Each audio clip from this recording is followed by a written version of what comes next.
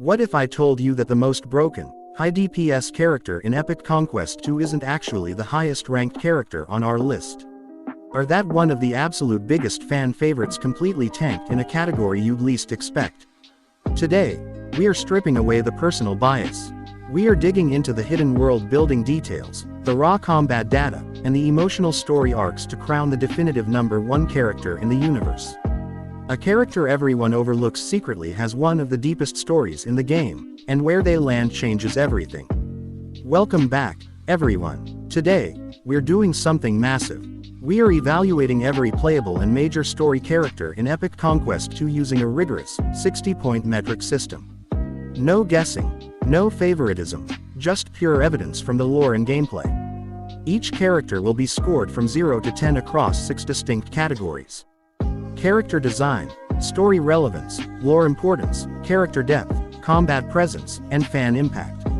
To make sure this is the most accurate, bulletproof analysis possible, I teamed up with a brilliant mind in the community to crunch the numbers and deep dive into the lore transcripts. With a maximum potential score of 60 points, the competition at the top is razor thin. We've got legacy icons tied for the crown, an incredibly wide gap between gameplay meta and lore power, and some placements that might honestly spark a war in the comments section. But before we pull back the curtain on our lowest ranked character, I want to give a huge shout out to Musa. This video genuinely would not have been possible without him. He helped massively behind the scenes and contributed in so many ways throughout the creation of this video. If you enjoy the content you're seeing here, make sure to show him some support and subscribe to his channel as well. He deserves a lot of credit for helping bring this project together. And while you're showing love to the team, I've got something absolutely massive for all Epic Conquest fans watching right now. If you want a chance to win the Epic Conquest Project X giveaway when the game officially releases, here's exactly what you need to do. Step 1. Like this video. Step 2. Subscribe to LeonYT. Step 3. Share this video with other Epic Conquest fans. Step 4. Comment one thing you love about Epic Conquest, and make sure to add Project X at the very end of your comment. We're currently on the road to 1,000 subscribers, and every single person joining this community helps us get one step closer. Your support doesn't just help the channel grow, it helps build a bigger home for Epic Conquest fans across the globe. Now, with that out of the way, things are about to get even more interesting. Starting us off at our bottom placement.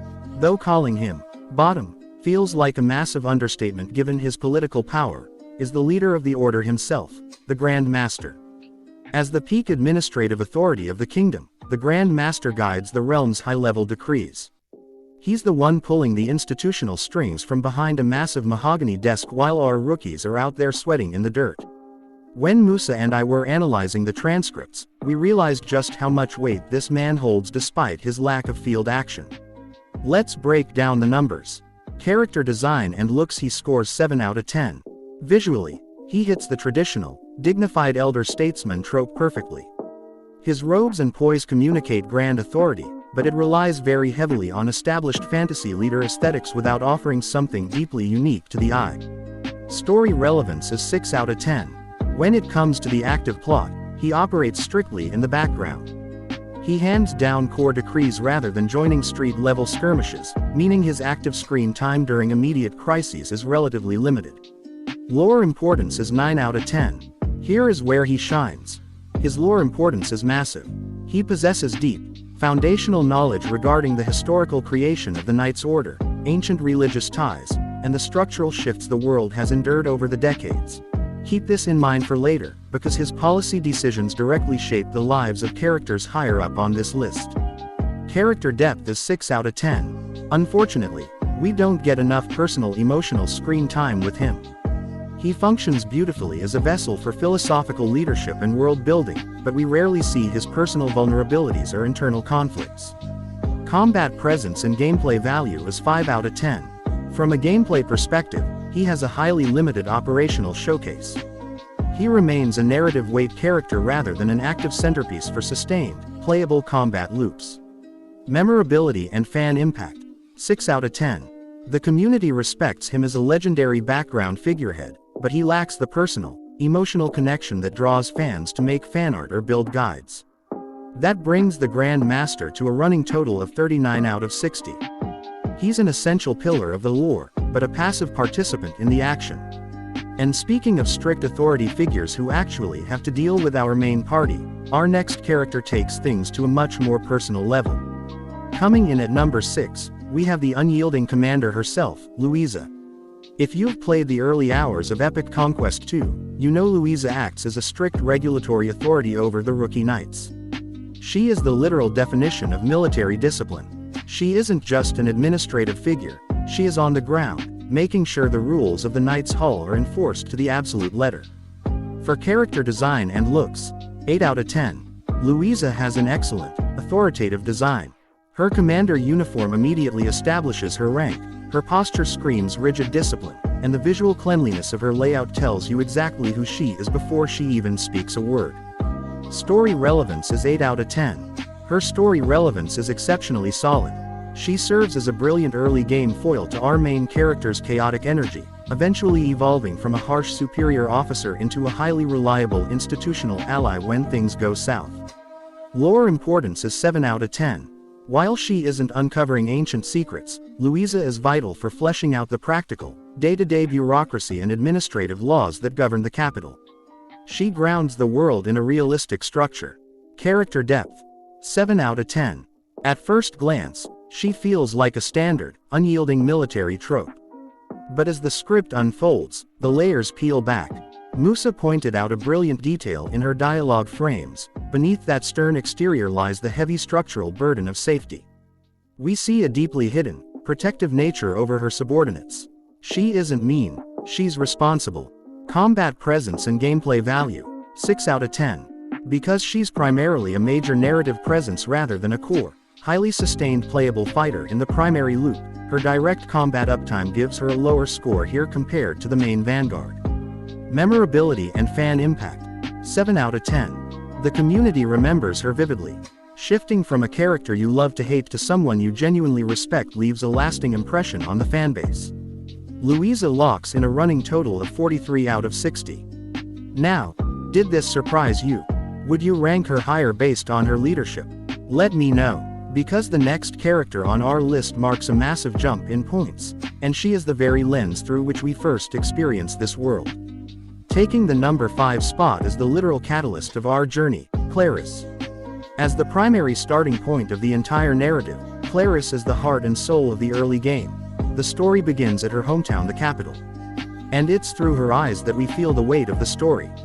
She represents the classic, anime heroine journey, but with some incredibly heavy burdens placed on her shoulders. Her character design and looks, 8 out of 10. Claris features a beautiful, classic rookie knight layout balanced by a vibrant greatsword. The real design triumph here is her soul resonance state. The visual transformation and dynamic animations give her an incredible, distinct flair during high-tier encounters. Story relevance, 10 out of 10. A perfect 10. She drives the narrative forward from the very first frame. Her personal decisions, her journey to the heart of the kingdom, and her reactions to the world's tragedies form the primary scaffolding of the script. Lore importance, 7 out of 10. Interestingly, Claris isn't deeply tied to ancient, primordial historical lore at the start.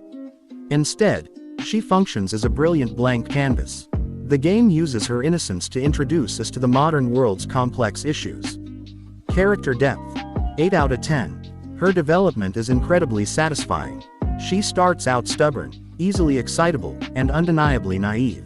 But through tragedy and the sudden weight of responsibility, she matures significantly. Her protective bond over the orphans truly highlights her core emotional strength. Combat presence and gameplay value, 8 out of 10. In combat, Claris is an absolute reliable asset. Her greatsword possesses incredible built-in shield-breaking bonuses that clear tough guards easily. Her soul resonance transformation grants a massive power spike, though it requires smart gauge management to master. Memorability and fan impact, 9 out of 10. As the literal face of the sequel, she has captured the hearts of the fanbase. Her expressive personality, meme-able expressions, and sheer determination make her unforgettable. Claris finishes with a phenomenal running total of 50 out of 60. She is the ultimate entry point to the universe. But if you think a score of 50 is hard to beat, wait until you see the absolute titans occupying our top 4 spots. The gap narrows to just single points from here on out. Breaking into the top 4 with an explosion of dark energy is the definitive rogue of Epic Conquest 2, Zerav. If Claris represents light and aspiration, Zerav is the shadow. He is an incredibly complex, emotionally driven anti-hero who fundamentally alters how we view the conflict in this universe. He doesn't play by the rules of human knights, and that makes him dangerous and incredibly compelling. For his character design and looks, 9 out of 10. Zerav easily claims one of the best designs in the game. His edgy, dark, corrupted aesthetic motifs feel completely distinct from the rest of the cast. His execution animations carry an unmatched sense of raw lethality and blinding speed. Story relevance, 8 out of 10. Zerav acts as a crucial, living bridge between ordinary human societies and the terrifying outer entity threats. His sudden interventions and unpredictable nature serve as the perfect catalyst for late-game plot twists. Lore importance, 9 out of 10. He is vital for detailing the dark underside of the universe. If you want to understand demonic corruption, taboo historical magic, or the dark secrets the main villain actively tries to suppress, you look at Zerav. Character depth, 9 out of 10. His writing is phenomenal. Zerav constantly balances his cynical anti-hero tendencies with a deeply ingrained internal code of honor. The sheer emotional weight of his inner conflict regarding him provides some of the absolute best dramatic beats in the entire story. Combat presence and gameplay value, 9 out of 10. A combo-heavy dream, Zerav offers a high-risk, high-reward playstyle with supreme mobility. If you know how to sequence his skills, his raw burst damage capabilities are incredibly satisfying to pull off. Memorability and fan impact, 9 out of 10. He has a massive, dedicated following. The community absolutely loves a well-written rogue, and his intense storyline moments have cemented him as a fan legend. Zerav brings home a massive running total of 53 out of 60. He is dark, devastating, and brilliant. But he is actually tied with our next character, someone who operates on the complete opposite end of the combat spectrum. Let's talk about the character who completely broke our gameplay metric. Tied at the number 3 spot with 53 points is the tactical mastermind himself, Chase. Remember what I said in the beginning. The strongest gameplay character isn't ranked number 1 overall. Well, you're looking at him right now. When Musa and I were analyzing frame data for the combat section, our jaws dropped at the sheer safety utility Chase possesses. He brings an analytical wit, a tactical mind, and a mechanical play style that completely changes the pace of the game. For his character design and looks, 8 out of 10. A sleek, lightweight, agile marksman design that perfectly captures his mobile combat style. His dual pistol and rifle visual flair stands out beautifully in a fantasy world heavily dominated by swords and traditional melee weapons. Story relevance, 9 out of 10. Joining the core party early on, Chase acts as the essential grounding presence of the team. While others act on pure emotion, Chase provides the critical scouting, logistical reasoning, and tactical logic required to survive major crises. Lore importance, 8 out of 10. Chase contributes heavily to the world's expanded lore by introducing us to advanced technological tools that operates completely outside the formal control of the Knight's Order. Character depth, 9 out of 10. Beneath his sharp, witty banter lies a deeply guarded past that slowly unfolds across the journey. His transition from a detached lone wolf to a fiercely loyal teammate offers masterclass passive character progression. Combat presence and gameplay value, 10 out of 10. A perfect 10. Chase is arguably the most seamless, high DPS kiting character in the entire game. His ability to consistently output devastating single-target structural damage from a completely safe distance makes him an absolute must-run option for the hardest content in the game. He completely trivializes boss mechanics if your positioning is on point. Memorability and fan impact, 9 out of 10. He is deeply revered by gameplay purists for his dynamic mechanics, and his sharp, cynical humor adds an excellent layer of flavor to the group's dynamic. Chase locks in his running total at 53 out of 60. He is the ultimate combat tool. But this leaves us with a massive question. If Chase and Zerav are sitting at 53 points, who on earth managed to climb higher? We are down to our final 2 characters. They are tied at an unbelievable 55 points each. This is for the ultimate crown. Let's look at our first contender, the fiery soul of the franchise. Sitting at a legendary 55 points, our runner-up, who is technically tied for the absolute highest score, is the premier magi, Edna. For veterans of the franchise, Edna needs absolutely no introduction. She is a foundational icon. Her fiery personality is matched only by her catastrophic magical output. But Edna isn't just a powerhouse. Her narrative arc touches on the most profound automotive themes of prejudice and power within the entire lore. Her character design and looks, 9 out of 10. Her design is immediately striking. The signature crimson ponytail, vibrant catalyst-wielding animations, and flashy elemental spellcasting effects make her visually pop on screen like no other character. Story relevance, 8 out of 10. While she steps into a co-protagonist role, her very presence heavily influences how internal political factions view and handle magical powers. She acts as a living, breathing focal point for societal change across the regions. Lore importance, 10 out of 10. An absolute, flawless 10. Edna is foundational to the universe's mechanics. Through her, we learn about the rules of magic, the history of the Magi, and the deep-seated systemic discrimination that shapes the world's modern politics. Character depth, 9 out of 10. This is what makes Edna brilliant. Behind that cheerful, energetic exterior lies a deep vulnerability born from enduring years of systematic prejudice.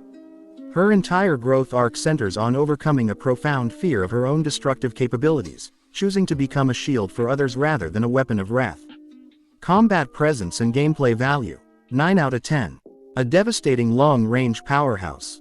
Edna can burn down waves of enemies effortlessly.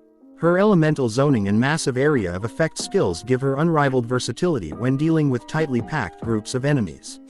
Memorability and fan impact, 10 out of 10. Another perfect 10. Edna is endlessly beloved by the community. Her iconic personality traits and her status across the franchise make her an absolute fan favorite. Edna hits an unbelievable running total of 55 out of 60. She is the heart, the history, and the fire of this game. Which brings us to her equal. The man who shares the throne at the absolute peak of Epic Conquest 2. Sharing the highest score of 55 points and claiming his rightful place at the absolute peak of our analysis is the seasoned veteran himself, Alistair. Alistair is the operational anchor of the Knight's Order, the bridge between generations, and the character who carries the ultimate narrative weight of this universe. He isn't just a powerful knight, he is the emotional spine of the entire overarching story. His character design and looks, 9 out of 10. Alistair features an iconic, imposing armored knight silhouette that instantly radiates seasoned combat authority. His armor pieces offer a brilliant, mature contrast to traditional knight aesthetics, giving him immense screen presence. Story relevance, 10 out of 10. A flawless 10. Alistair is deeply interwoven into every single major narrative arc. He guides our rookie knights, directly drives the institutional response to the kingdom's greatest threats. He is the glue holding the plot together. Lore importance, 10 out of 10. Another perfect 10. Alistair is the vital tissue connecting the history of the original Epic Conquest to the current state of the world in the sequel. His past choices, and his standing within the world building establish him as a central historical pillar. Character depth, 9 out of 10. His writing carries immense emotional weight. Alistair is a man shaped by past hardships and some kinda trauma from Louisa. His motivations have evolved from a naive, youthful righteousness into a calculated, weary protectiveness. His transition from a simple frontline soldier to an highly respected figure is highly nuanced and deeply human. Combat presence and gameplay value, 9 out of 10. In battle, Alistair is a frontline juggernaut. His heavy sword techniques pack incredible impact, offering unmatched crowd control and boss-breaking capabilities. He feels heavy, powerful, and absolutely authoritative on the battlefield. Memorability and fan impact, 9 out of 10. Highly respected across the community as a legendary figure. His stoic demeanor, wisdom, and clutch plot interventions command immense respect from every single player who experiences the story. With an incredible, unmatched balance across story, lore, design, and combat, Alistair secures his final total of 55 out of 60, standing alongside Edna at the absolute pinnacle of Epic Conquest 2. Now that the full ranking table is settled, let's hand out the official summary superlatives based strictly on our data breakdown. Our top 5 overall characters are officially Alistair and Edna tied for first at 55, followed closely by Chase and Zerav tied at 53, and Claris rounding out the top 5 at 50 points. The most underrated character goes to Chase. While casual players might focus entirely on the magic or heavy swords of the characters, Chase's tactical range and safe high DPS looping make him an absolute hidden gem in the meta. The best designed character goes to Zerav. His dark aesthetic motifs combined with high-speed, lethal slashing animations deliver the most distinct visual punch in the game. The best written character is undeniably Alistair. His realistic, weary transformation from an idealistic young knight to a mentor anchors the entire emotional weight of the game's setting. The most important character to the lore is Edna, whose very lineage and status contextualize the foundational rules, history, and elements of magic in the universe. The strongest gameplay character is Chase, thanks to his unmatched safety and relentless single-target damage output. And finally, the biggest difference between gameplay strength and story importance belongs to the Grand Master. He holds supreme administrative and historical authority over the entire universe in the lore, yet possesses minimal direct presence or utility within active, moment-to-moment combat gameplay. So, there you have it, the definitive, data-driven character ranking for Epic Conquest 2. Massive thanks once again to Musa for putting in the heavy hours behind the scenes with me to bring this massive tier breakdown to life. Did your favorite character get slighted, or did I just start the absolute biggest debate in the community history? Drop your personal rankings down in the comments below, and don't forget to enter the Project X giveaway steps we mentioned earlier. If you enjoyed this video, hit that like button, subscribe to LeonYT, and join our Discord community linked in the description box below. Huge shout out to all of you for watching, and we'll see you in the next breakdown. Peace.